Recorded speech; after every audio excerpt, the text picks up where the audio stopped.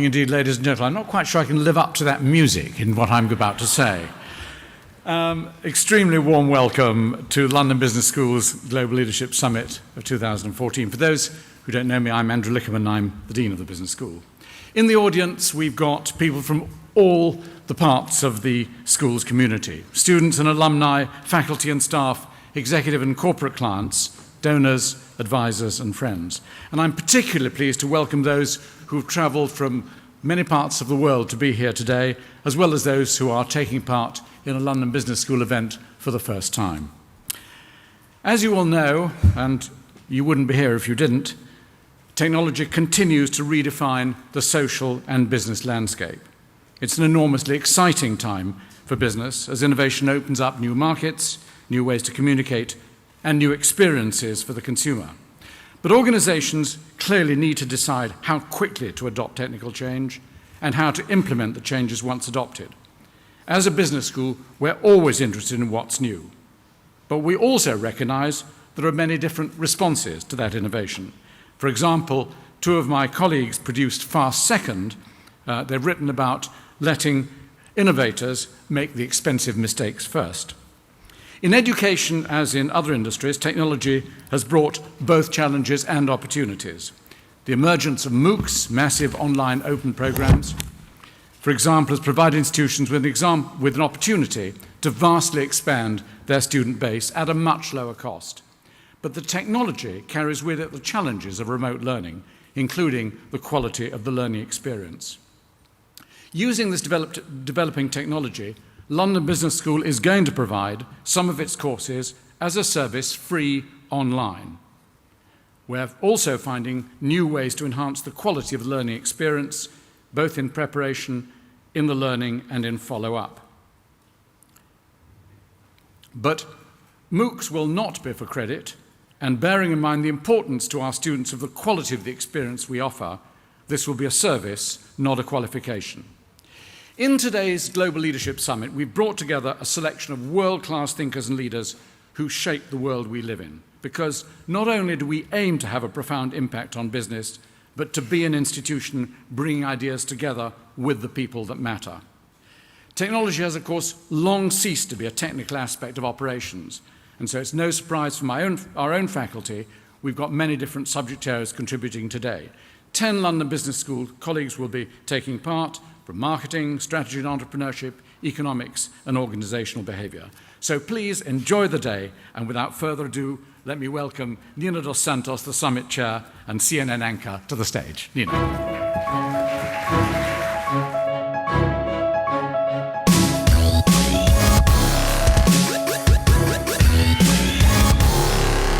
Ladies and gentlemen, thank you very much for inviting me here to be the host today. I'm Nina dos Santos, anchor of a daily business show on CNN called The Business View with Nina dos Santos.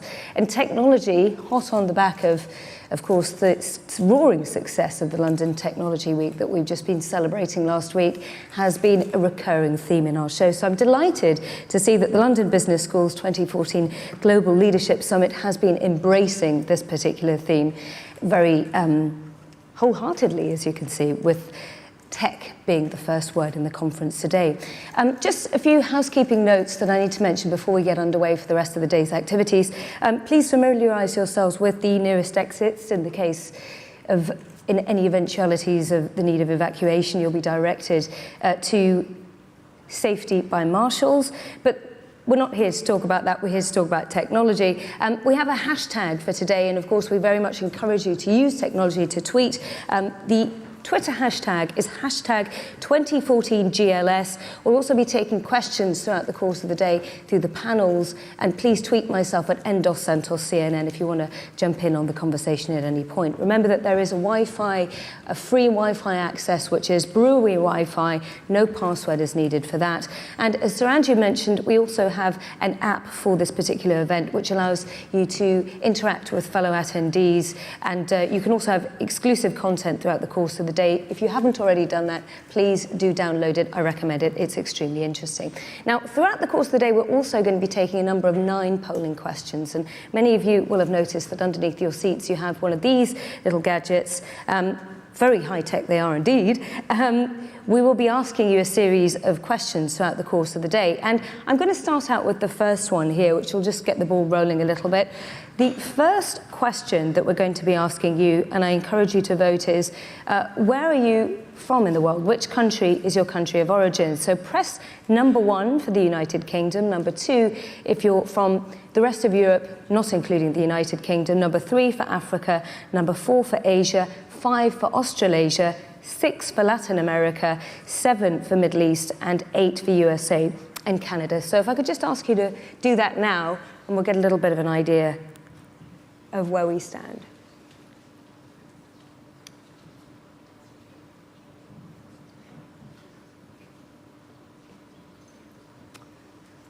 So, as we can see here, it looks as though we're more or less settling around about 45% of the people here from the UK, which bodes well considering that supposedly London is the next Silicon Valley. On that note, I would like to invite our first guest to the stage. We will be joined now by the Managing Director of the Global TMT Division for Deloitte, Joylan Barker, who is replacing David Sproul. Please come to the stage and make your opening remarks. Thanks.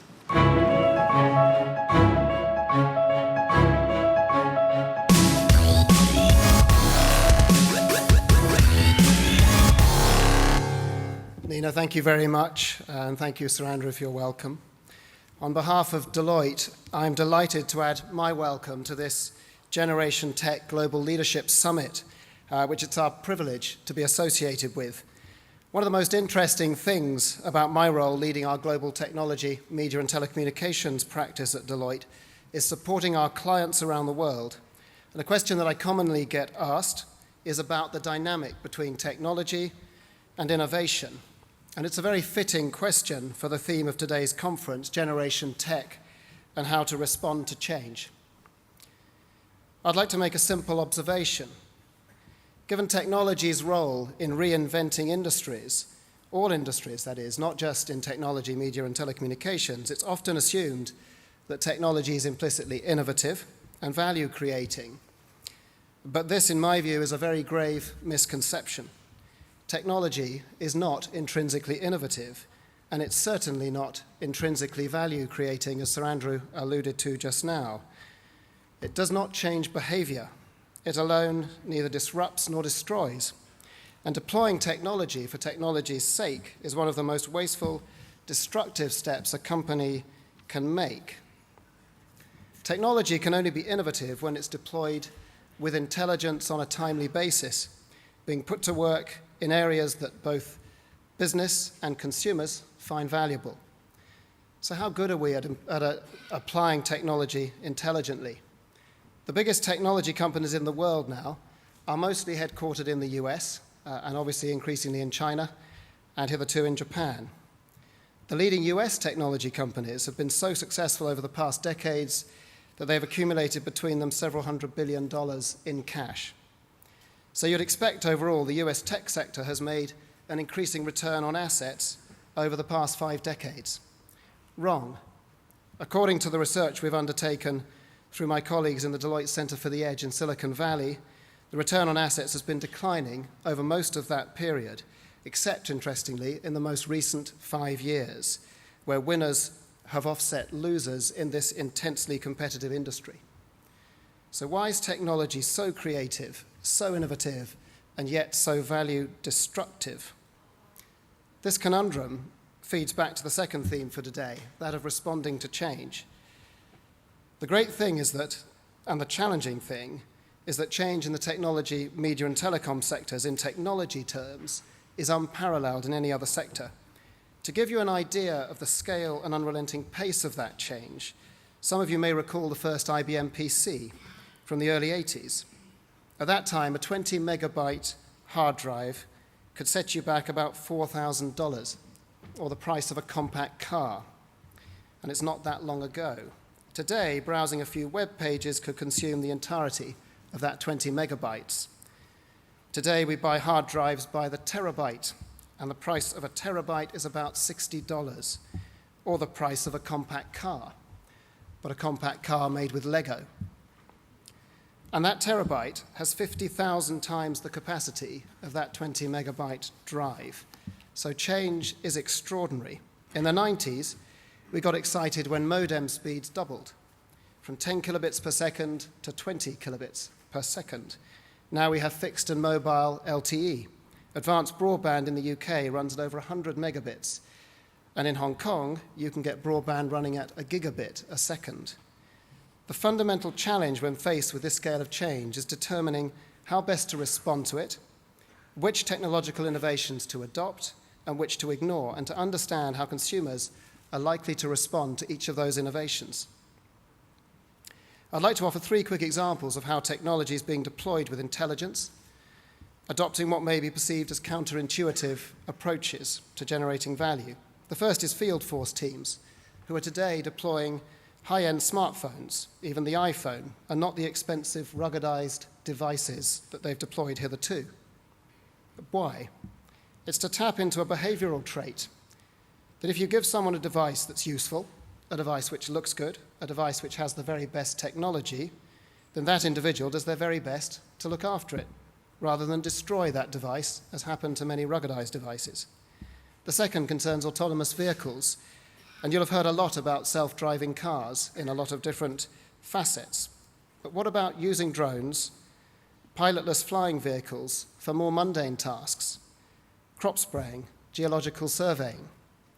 And the third is around retail innovation, where the strategic battle is shifting from online into delivery. You may know that there are over 20,000 click and collect venues in the UK today, and the number's rising. You may not know that eBay, one of the most talismanic e-commerce companies and innovators, is trialing fulfillment today via Argos. Innovation is hard, but the rewards are immense, and those rewards are likely to include our and your organization's survival.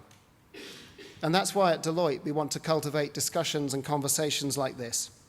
Innovation's long been the oxygen for growth. If you innovate well, you thrive. If you fail, you wither. Indeed, the Harvard Business Review recently postulated that professional services firms such as ours may be on the brink of and facing massive disruption from innovative niche entrants. Deloitte is very aware of how much change we face in the market as our clients and our client base changes, and also as the regulatory environment evolves. For us, very clearly, standing still is not an option. Throughout our history, we've had to respond to a raft of market disruptions. And today, for ourselves and all organizations, we need a heightened awareness of those disruptions and the need to sift genuine threats from superficial fads. The core of our response is to treat innovation as a team sport, engaging our 200,000 people around the world. One of our recent initiatives here in the UK, with the objective of innovation, was to hold an innovation challenge open to 13,000 people. The approach yielded an exhilarating diversity of thought, engaged nearly 50% of our people actively, and was underpinned by the business acumen we expect in all of our people, and not least in our new recruits. And we bring in over 40,000 people a year to our business in some form. Not surprisingly, many of the ideas submitted were reliant on new technologies. And indeed, 2 of the finalists, where we're now investing in specific new solutions, harnessed analytics for payment management and duplicate payment monitoring, and in the retail industry, a very clear steer for the future. In our organization, we've recognized that embracing innovation is absolutely critical to our future success. It's an essential of business life today, and it's immensely hard. Our challenge today is to consider where your new ideas come from, where the thinking will develop, and how as leaders we have a role to play in allowing innovation to be disruptive and enabling it to be value creating, harnessing and embracing all that generation tech has to offer. Ladies and gentlemen, thank you for listening, and on behalf of Deloitte, enjoy what I hope will be a very productive day of debate and insight. Many thanks.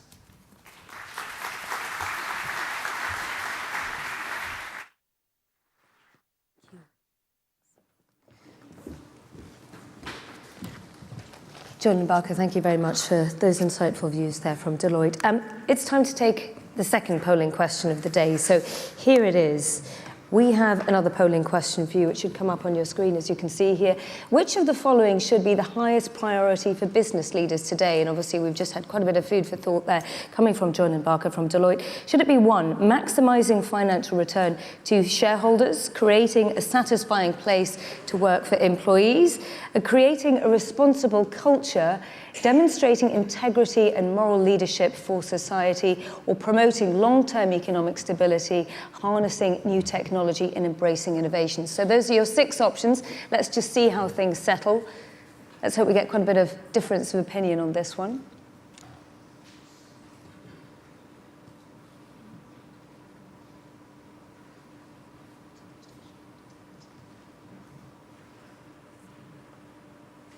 So as you can see there, it seems as though promoting long-term stability here, economic stability, seems to be the winner with around about 1/3 of the vote. But as you can see, maximising financial return for shareholders isn't doing too badly either, which is very interesting considering as obviously we have a lot of investors in the technology sector who also want to see a return on their money. Let's move along and introduce our keynote interview. We have Brian McBride, Chairman of ASOS and AO, who I would like to invite to join to the stage, and also John Petter, Chief Executive Officer of BT Consumer of BT Group. Could I also ask you to join the sofa? Thanks.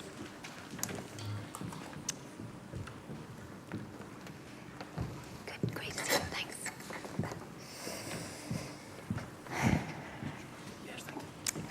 So I hope you're excited. Our first keynote of the day. As we've been saying before, technology, it's a huge part of the local economy. Here in London, for instance, as many as you well know, £12 billion could be created according to the latest set of reports just for the London economy, employing creating jobs for around about 46,000 people if London manages to embrace the technology wave. And this is why it's fascinating to have 2 leaders of tech industries, in particular you, Brian. So let's start out, and I'd like to encourage the audience to get involved on Twitter as well. We are in this age where, let's face it, the consumer demands a far more digital experience, don't they? How difficult is it for companies like yours to respond to that and to know exactly which technologies to invest in to make sure that you're ahead of the game? Well, I think ASOS is entirely about that. I mean, clearly, we play in the digital world. You know, the technology that Julian spoke about, and I agree with much of what he said, the technology is there, and we don't need to worry about it. I've lived through Moore's Law. It will continue to get faster, cheaper, better. So take it that the techie stuff will happen. I think what's much more important is how do your customers engage with technology, and how do they use technology to engage with you? And so for us, it's all about social and mobile. You know, if you look at the big tech trends, look at the growth of mobile, the growth of the smartphone, the cutover between you know, the browser experience versus the mobile experience. So I know from where our customers are coming at us that they want to use mobile technologies. We know that they want to use social to engage with us. And it's not just the classic Facebook and Google Plus and Twitter. You know, it's Wanelo and it's WhatsApp and it's Instagram and it's Pinterest. And this is a constantly moving feast. So for us, it's not about placing big bets to say this app will be what they'll use in 18 months' time. It's trying all of it and seeing which is actually going to fly. Well, this keynote opening interview is all about the new digital context for business. And what's so interesting is that you're both at the consumer front, because that really is where you have to make the decisions. Now, Brian, you're calculating which apps and how to get people onto mobiles. But John, you actually have to provide those services and also sell them at BT. That's right. And so my job in BT is a great one, I think, because I'm the CEO of the consumer division, as you said. So I'm in charge of all the broadband and telephony and the television and now the sports services that BT sells. And there's some great facets to my job. So it has scale, first of all. We've got a turnover of 4 billion, 10,000 employees. But also we've got speed too. So 40% of our sales actually go through our website now. And that moves incredibly quickly. It can change in a day. It can change in an hour, in fact, actually. It's about creativity as well, because clearly we've got the sport channel that we're making, an interactive experience, and that we're trying to do through sport. But also there's a facet of complexity, because the environment I operate in is a regulated one. And there are, in fact, 2 BT brands as well. And so there's the PlusNet brand, that's a low-price brand that competes for and value consumers, and there's the BT brand as well. So there are many facets to what I do, and that's what makes it so interesting, I think. Let's get right to the nub of the issue, because you mentioned regulation. I was going to save that one for last, but it really is the big question mark hanging over the entire industry, isn't it? Privacy issues, potentially protectionist regulation coming from Brussels. How do you see the playing field? I mean, for companies like mine, the most important thing is to have clarity and certainty for investments, actually. And I think the regulators themselves have a very difficult task, because you've got sort of conflicting needs to balance. And there's the need for a right to privacy, and there's the right for freedom of expression, the right for a stable society. And these are all human rights these days. And the regulators, I think, have to navigate their way through this, at the same time creating the stability that firms like mine need. For us, clearly the first duty that we have is to obey the law, of course, that goes without saying. But more than that, not to do anything that you're not comfortable defending on a platform like this, because in the environment that we operate in, there's so much transparency that you have to be prepared only to do things you're prepared to defend and that support your brand. Are you worried about regulation here, Brian? Because obviously it has a knock-on effect when it comes to privacy and pushing products at No, I'm very happy. I used to run a mobile telecoms company, and I was also on the board of the BBC, so I've had my fair share of regulation and political influence, and I love the fact that I'm nowhere near that just now. In my world, the customer's the regulator. You know, if my pricing is rubbish, if the experience isn't very good, the customers vote with their feet or their fingers. And so I really enjoy the fact that I get measured, you know, every second of every day by that experience. And so my regulator is the customer out there. Isn't that a slightly utopian view, though, that the customer is the regulator? Well, I think in a market, that's where you want to be, you know, and I understand the need for an Ofcom and regulators in different industries, you know, as they try to create competitive markets. But retail and online is one of the most competitive markets out there. There is no need for a regulator in my piece of it. The regulator may wish to regulate other parts of it where John and the providers play, but there is absolutely no need for regulation in a market as broadly based and competitive as retail.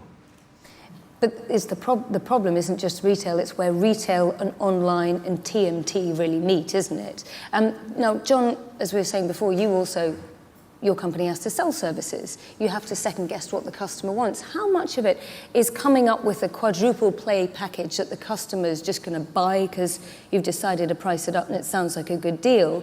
And how much of it is led by those customers themselves? Demand-driven? We're very much led by the customer, I would say. I mean, there is a basic belief that people's lives are becoming more connected, and you know, that's been a long-term trend. I've been in this game now for 14 years, and I can remember way back at the start of the broadband era, sitting in conference rooms with people saying, what will people do with half a megabit? Why can't they just be fine with 256 kilobits, you know?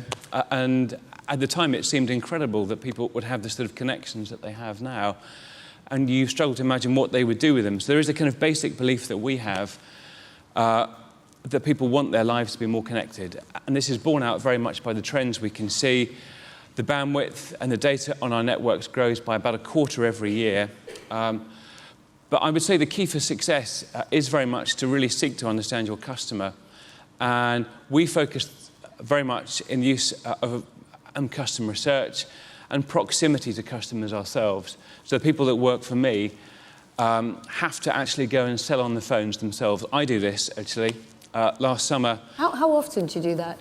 Well, how often do you sell something? I don't do it every day, but I do go to our call centres every month. I do talk to our customers personally. I do answer emails from customers, perhaps even from some of you, pretty much every day as well, because you can't hide in the internet-connected world that we're in. You have to be there accessible for your customers. But the point about market research is that you have to use not just that kind of proximity, that closeness, but you have to be informed by insight too. And I think lots of firms use market research rather as a drunken man tends to use a lamppost, more as a prop to lean on than for illumination, as someone once said. But the key is actually to have this curiosity and this relentless search for the truth, and to push and to push and to push until you really understand what consumers are saying to you. And then, crucially, to correlate the research back to the real-world results.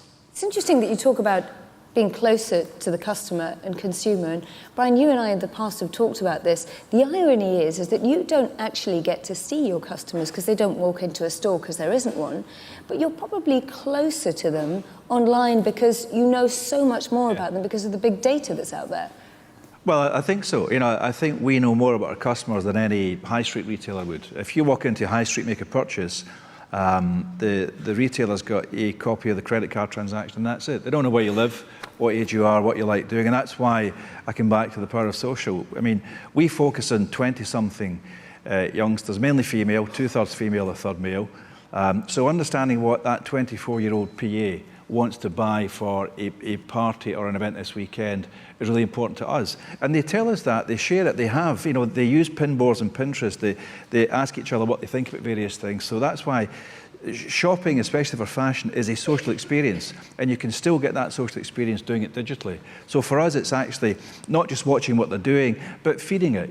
We will play in, what celebs are wearing, what Sophie from Geordie Shore was wearing last week, a yellow ASOS dress, and so you kind of feed this whole thing. So we're able to take part in a conversation that lets us know what people are thinking about, and also a part of it is educating them.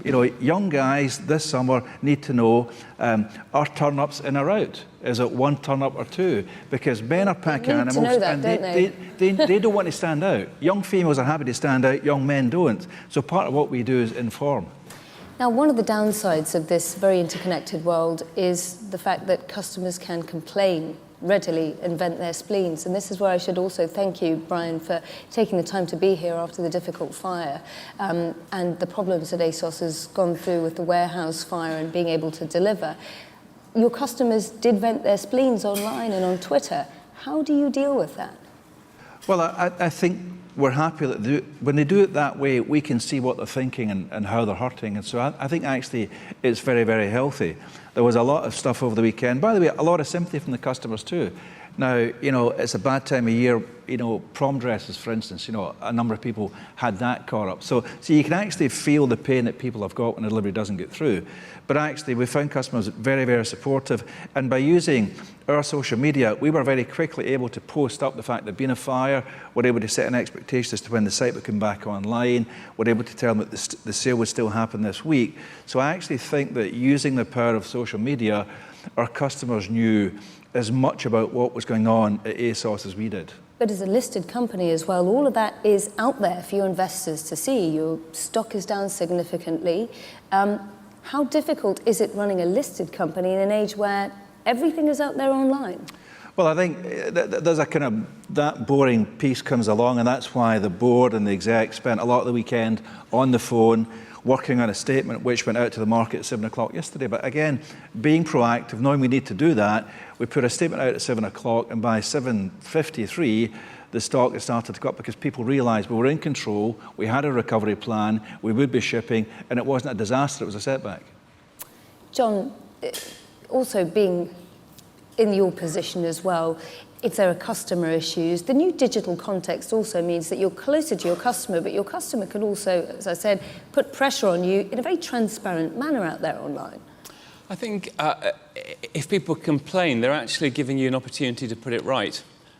And that's preferable, as Brian said, to the consumer just leaving. So you have to regard these as an opportunity to try and turn around the customer experience. And what you often see, actually, and there's a team in BT that deals with complaints, they have the highest customer satisfaction of all of the teams in our customer service operation because they very much focus on turning around these difficult experiences. I was talking about market research earlier. I mean, customer complaints and the close study of customer complaints is the best market research there is, and it's free. The reason why I attack this, because as a user of utilities and as somebody who runs utilities, naturally I think all of us are going to see things differently. But it's because it's a sense of expectation. The new digital context for business means that your customer expects an awful lot more. Isn't it true? I think that is true. People are very, very demanding these days because their expectations of service are not informed by utility companies, and they're informed by firms like Brian, firms like Amazon, where they expect things to turn up the next day and things to happen instantly. And doing what I do, we are very much on the sharp end of that, because I have noticed that quite a few of the audience are on their smartphones during this session. If we separate any of you from your connected devices, you get anxious these days. If we turn your broadband off at home, then you get pretty shirty with us, actually, and you give us very little time to fix it. Fair enough. We take your money, and that's the deal between us, basically. But it means that we have to be very responsive and have to try harder to get it right. You also have to think about investing big time in things like fibre optic cabling, etc., etc. As somebody in your position, John, and meeting with the board of BT, when you have to make these investments, you have to make them with a time horizon that's sometimes 3, 5, 10 years in advance, and it's almost impossible to know what the consumer will want 2 years from now. I mean, that's sometimes true, but some of the big investments that we've made, I mean, I should clarify that BT is not a sort of start-up business that can just take a punt on things, I mean, the sums involved are so significant that we have to manage risk very, very carefully. But on the big bets that we do, many of them are founded in fundamental beliefs of the company. So the bet that we've made on fibre optic broadband, and the payback on that is definitely double-digit years. It's well over 10 years. But there is this belief, as I say, that people's lives are becoming more connected, and the company's invested £3 billion of its shareholders' money in the fastest fibre optic build-out in the world. And to date, it's being borne out. That bet on the trend in people's lifestyles seems to be coming through. Another example is perhaps the investment in BT Sport that we did in the summer of 2012. I mean, this has been much talked about and much discussed.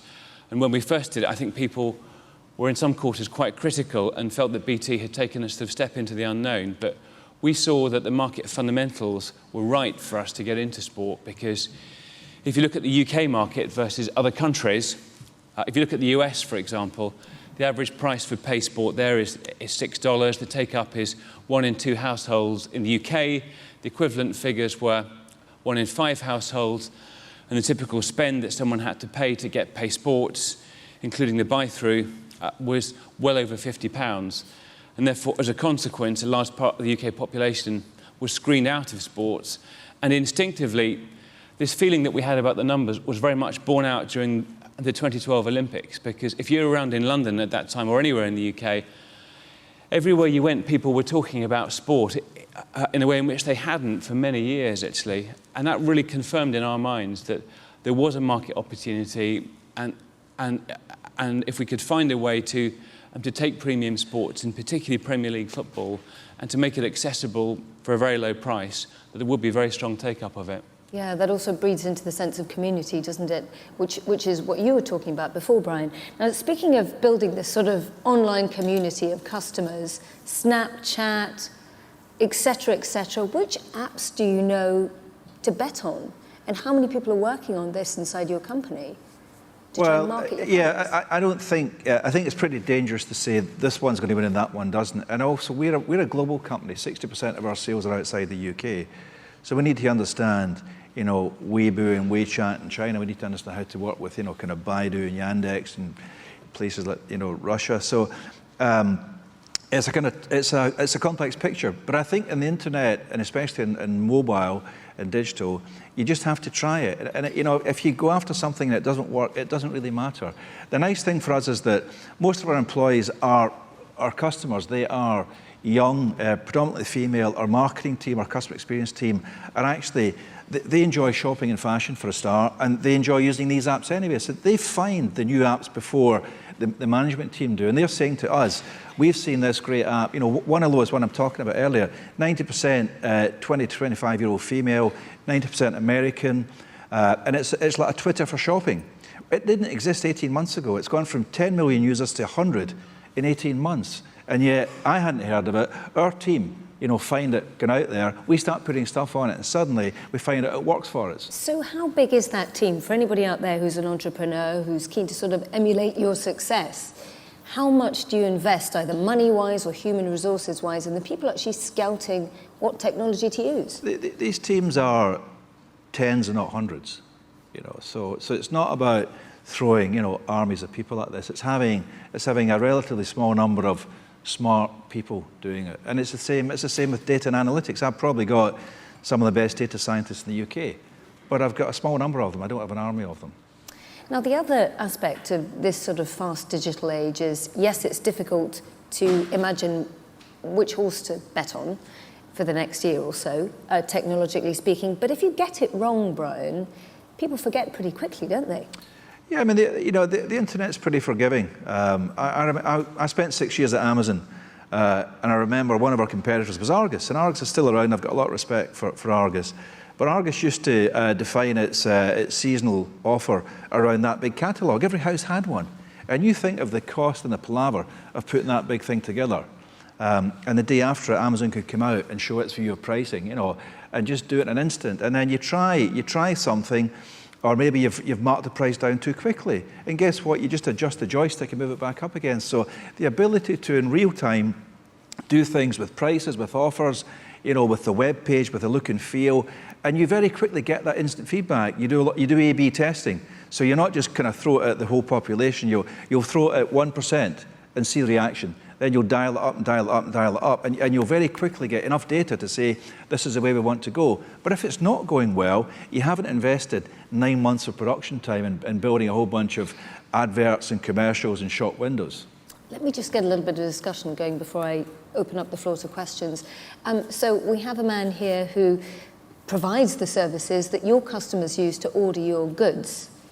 Is the infrastructure good enough for an internet company like yours? I think the infrastructure is excellent. I'm not saying it because John's here, but I use BT Infinity in my residence. I think the infrastructure, everyone always wants it faster, don't they?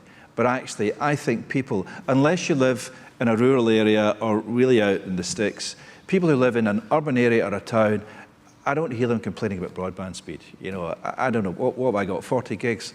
It's way fast enough for me. And I know, working with people at Huawei, how fast LTE is coming. I know what sort of speeds would deliver over mobile. So that's why I say I wouldn't worry about the technology.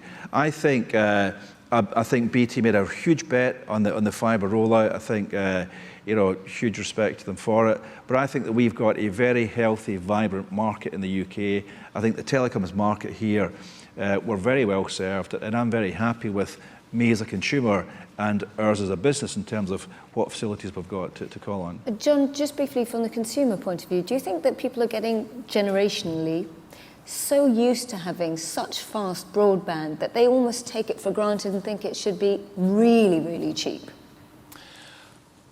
Yes, I'm going to buy lots of clothes from ASOS based on that last answer from Brian. That's fantastic. To your point there, I think people's expectations are unbelievably high and rising. I think people often forget, actually, that the UK is far ahead of most of Europe, actually, that the prices for broadband are the lowest in Europe, and the speeds that we have are now the fastest in Europe. And to Brian's point, in terms of rural broadband, the government's scheme, the BDUK scheme, is well advanced now. So our fibre broadband is going to get to 90% of homes in the next 18 months. That's going to include lots of rural areas, in fact, actually. And in fact, the parts of the UK that you see the greatest take-up in are typically the parts of the UK that have the longest broadband lines and the slowest speeds. So in Cornwall, for example, has got a denser fibre build than Singapore. And you get some amazing stories coming out. Someone was talking to me about a hedge fund that operates from within sight of a beach, a music teacher who teaches pupils in Japan through the fibre optic broadband from the comfort of their home in Cornwall. These things are possible now, and this technology is changing our world. Truly disruptive, isn't it? Let's take some questions from the audience. If I could ask you to raise your hand, wait for a microphone, and also wait for the camera to be on you, because obviously this event is being streamed live, and we want to make sure, excuse me, you get your moment in the spotlight too. Any questions? There we have one at the back. Thanks.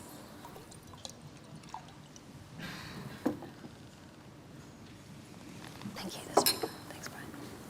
Rosie Norris, Sloan 97. It's a question for Brian, please. And Brian, given your previous career at Amazon, I'd be interested just to hear your thoughts on which category areas Amazon will not manage to succeed in.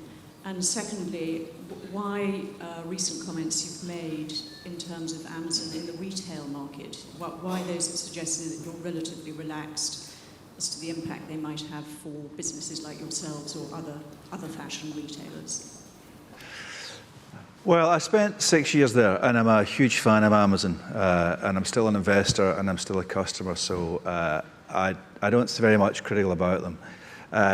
I think when Amazon goes after something, it is single-minded, and it is absolutely, desperate to succeed, and it's succeeded in almost everything it's done. Funnily enough, in the UK, on my watch, somebody came and said, why don't we sell sex toys? Everyone's doing it now, it's a big thing. And Amazon, being an American company, has got a kind of slightly prudish streak. And we debated this for ages, debated it with Jeff and the guys in the States. And eventually we thought, let's kind of have a go at it. And we're really worried about the personalization, about stuff showing up on people's landing pages and web pages. So we spent a lot of effort launching this thing. And after 3 months, it was quite clear that our customers didn't want it, and we actually pulled it off. So, we've tried stuff and it hasn't worked, and you face up to it and you move on. But if you look at the categories that Amazon is in, from kind of, fashion to grocery to jewelry to all of the standard stuff, there's very little that they can't sell. When I started there, people were saying, nobody's going to buy an LCD TV online. Nobody's going to spend £8,000 on an SLR lens. Well, guess what? They buy all of this stuff online. So I think that you're going to be able to buy almost anything you want online.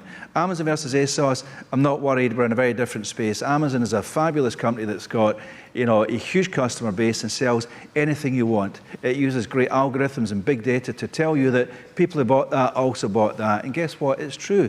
14 years of data tells them that. But what does Amazon do? It fulfills demand. It doesn't create demand. ASOS creates demand. ASOS is focused on a very particular demographic. Amazon doesn't know very much about its customers, and that's not a criticism, it's an observation. Amazon knows your name, your email address, your credit card number, and where you live. That's it. It doesn't know if you're male or female, if you're 22 or 86. So it doesn't really know much about you as a customer. ASOS knows about its customers. It helps, create those trends. We create demand. We create hunger for fashion. So it's a very different and not at all comparative business as far as I'm concerned. Sorry, Brian, why do you say they don't know their customers? Is it because of the way how they harness the data, or they just don't use it? Amazon actually a huge respect for privacy. It doesn't want to know very much about you. It could easily, at sign-up time, ask a few more questions, and it's always decided, let's not be very intrusive. So Amazon actually has quite a big respect for privacy, so it takes the bare minimum it needs to process an order. You've taken on your board a former Google Maps executive, I think it is. You have a Google executive who's on your board, who's joined? At ASOS? Yeah, you've brought in members from Google. It's not on the board, but there was a Drones, clothes by drones, is that ever a possibility? If drones become an effective, quick, cheap way of delivering stuff, we'll do it. Getting stuff delivered in London, it's probably going to be faster using a horse-drawn cart, but I think that whatever people want, we'll do. I saw the Amazon stuff around. I think the drone stuff at that level, we can all think today it's a bit futuristic, a bit gizmish, but I'll bet in 6 years' time it won't be that far away. All right. Let's take another couple of questions from the audience. If I can see any in the audience? Nope, no questions yet. Right, then I'll come back to our panelists here. So John, the digital context for business today, how is it today, and how will it be in 10 years' time? I know it's a big ask at the rate it's progressing, but what do you think? I think the context of business is very much one around change and disruption and speed, actually, first and foremost. And the BT is subject to that because the market and BT plays in is very competitive, but we are facilitating competition as well. So BT serves 94% of the FTSE now. 1 million SMEs use BT services too. And so we are at the heart of facilitating that internet competition. And I think it's it does raise real challenges for people because for customers, this is great news. You have transparency in a way you didn't have before. You have a means of of finding things which might have been obscure perhaps in an instant. So I think these trends are very much on the side of the customer and the consumer in particular, and the challenge for anyone running a business is to respond to this. But again, if you can do it and you can go with the trends, the opportunities are big. The one thing we haven't yet addressed is the issue of cybersecurity, which looms large wherever you are around the world. First of all, I'll start out with you, John. What are you doing, and how scared are you about hacking and cybersecurity issues? I mean, I wouldn't use the word scared. I would use the word cautious and respectful, prudent, actually, because there are real threats out there for people's privacy. Data is increasingly valuable. There are people who are clearly kind of malevolent in their motivation, and you have to have very good defences against that. Certainly we found that in preparing the London 2012 Olympics, we had to put a huge effort into ensuring that the infrastructure that we built for that was completely secure, because there were all sorts of threats that could have arisen. But I think in terms of some of the issues that you're perhaps touching on in terms of Snowden and intrusion, I think that the UK actually shows some of the way ahead versus other countries, because the regime that we operate under in the UK is subject to parliamentary scrutiny and the scrutiny of the Interceptions Commissioner. And I think that we're in a relatively good place. And I think some of the trends now that you can see in the US is that they're possibly heading in the same direction in terms of the extra degree of democratic scrutiny. Well, Vodafone came out with that report, didn't they, the other day, saying that they've had a record number of requests for information on their customers. I mean, is that something that BT faces daily? We do face requests for all sorts of reasons. How many? I mean, is it something you're worried about, the size of it? I don't have the number on the top of my head, but these requests come through for all sorts of reasons. There are requests from the law enforcement agencies about, for example, people accessing child pornography, for example. I mean, you have to act on those requests exactly as the law directs, quickly and accurately. And the duty of firms like mine is just to be responsive to the demands of the law. But I mean, the question is really there for governments and for society as a whole as to how this thing should be governed, actually, so as to balance these values that I've mentioned in terms of the right to privacy and the other rights that are important too. So as the head of this company, how do you think it should be governed? Because if it isn't governed properly, people will move away from ordering things online. They'll be concerned about buying certain services online. Well, I mean, there are several issues that you're touching upon there. I mean, the UK's got a booming economy in sales over the internet. So kind of UK households are significantly more likely to buy things online than households in the US. I'm sure Brian's got the numbers. The numbers are big in terms of the difference. Almost 80% of British people bought something online last year. So I think people are not worried about that, and they're buying with confidence, thanks to firms like Brian's that do a great job. That confidence is borne out, and the experiences are very, very good. But I think at the same time, people do need to be cautious about their identity. In some ways, the threats are only part around some kind of deliberate intrusion by a third party. There are issues for people, and for children in particular, in terms of self-disclosure, in terms of putting things out there on social media that you subsequently regret. And there are issues very much in terms of children in particular, again, getting access to content that's unsuitable for them. So I think it's very significant, therefore, that the big ISPs have joined up to create an initiative that's designed to educate parents on the controls out there and to help them protect their kids, called Internet Matters. And it's a source of information that parents can access that gives them the best advice to do things like setting up parental controls on your home broadband. Most parents in this country still don't protect their children through setting up network-based controls on their home broadband, even though all of the big ISPs offer these services. And so really, I think it's very important that firms like mine continue to educate consumers that these services are out there for them, they're free, and they're easy to set up. So you're talking self-regulation here, using the tools that are out there? It's families protecting themselves, yeah.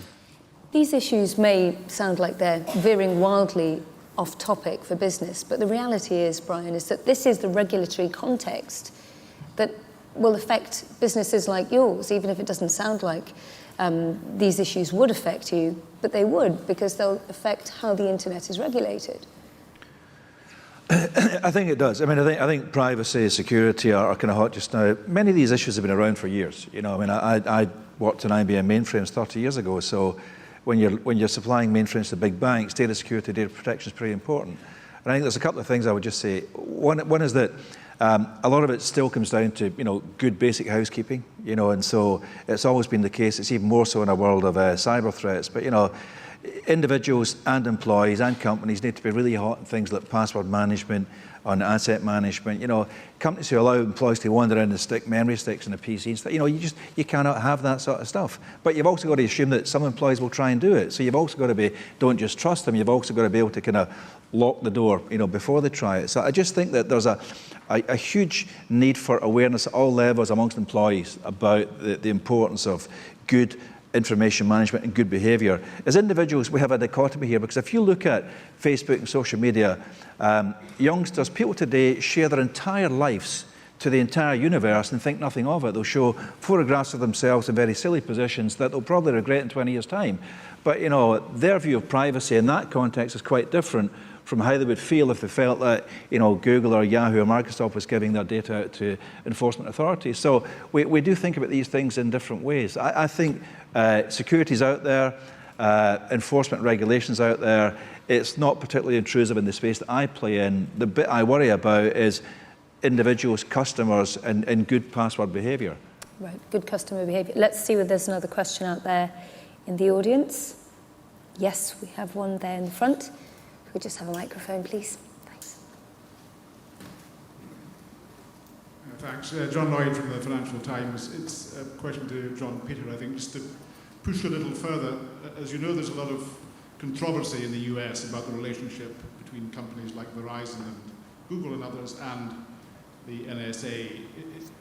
What's your relationship, BT's relationship, with GCHQ, which is also part of the Snowden revelations? Are you constrained? Are you forced to give your information? Do you give information? I mean, I'm not the I'm the person in BT that deals with GCHQ. GCHQ, I mean, clearly works closely with a number of my colleagues. BT actually includes the government amongst its customer base. And I would really say that the laws are extremely clear on this, and for us, and we operate completely within the law, but not beyond it. And therefore, in facing these questions from the law enforcement authorities and from people at GCHQ, you therefore have to take advice on exactly what's permissible and what's not. And we don't do anything that crosses that line. I mean, it's very straightforward. But if Vodafone can say how many requests they've had, do you have an idea in your head about how often this comes up, requests from GCHQ? I'm sure a colleague of mine would. I haven't got the figure on top of my head. I mean, these requests happen, and they're not something that we talk about casually around the business, as you can imagine. I would say, though, that there are requests from a whole number of different law enforcement authorities, not just GCHQ. The internet is part of the world that we live in. You have to enforce the law on the internet too. If there's fraud on the internet, or if there's illegal access to child pornography, those are serious issues that people need to deal with as well. It's not just around security in Snowden. Let me just ask you the question differently then. Do you feel that as the head of a telecommunications company, and it seems so with Vodafone coming out with its report a few weeks ago, this really has thrown the gauntlet down a bit, you feel the pressure to be transparent with your customers about this issue? Presumably that must be a discussion that you'll have to have with them and with all the stakeholders, including GCHQ. I don't think, I mean, clearly you have to do things that you're comfortable defending, and you have to operate inside the law. But actually, I don't think our customers are sitting at home thinking about this 24/7, actually. I mean, clearly, if something bad happened to them, of course, they would be concerned about it. But I think that customers are chiefly concerned with getting a good service, first and foremost, and with concerns like value for money, actually. How much of a threat to companies like BT in a few years' time will companies like Google be, for instance? These sort of tech startups, wonder kids of 10 years ago, are becoming huge companies like yours, and perhaps unwieldy with those problems. I don't think we feel particularly threatened by Google. Google's a partner of BT's, and we work together very, very well. We hugely respect what they do. They're very, very good at it. What's interesting is that you can see in some countries in the world, in the US in particular, that Google's got into my business, basically. So Google have got into delivering fiber optic broadband in Kansas. Why did they do that? They did that because they felt the US market was not competitive and that they needed to disrupt it and to put pressure on the incumbents to improve their services first and foremost. It's significant, therefore, that they haven't done it in the UK because the UK has much lower prices. If you go to the US, you will find consumer customers paying well over $100 for a slow broadband speed and a phone line. If you look at PlusNet, and I'm not trying to do a sales pitch on you, but PlusNet's broadband services, and we start from £3.50 a month. It's a great deal. That is a huge difference, actually, and that's why there's not really space for someone like, in my view, there's not really space for someone to come in from someone like Google and get into telecoms, actually, in the UK anyway. Let's take a final question from the audience. This is the last question. So we have a couple. So let's take those two at the same time, and then we'll divide them up. Thanks. So the gentleman in the second row and one in the third. Thanks. Thank you. My name's James Hall. I founded a company called Gen4 about 2 years ago. I started that just east of the Martlesham BT Centre, and so far I survived on 1.5 megabytes of broadband because we're in a rural area.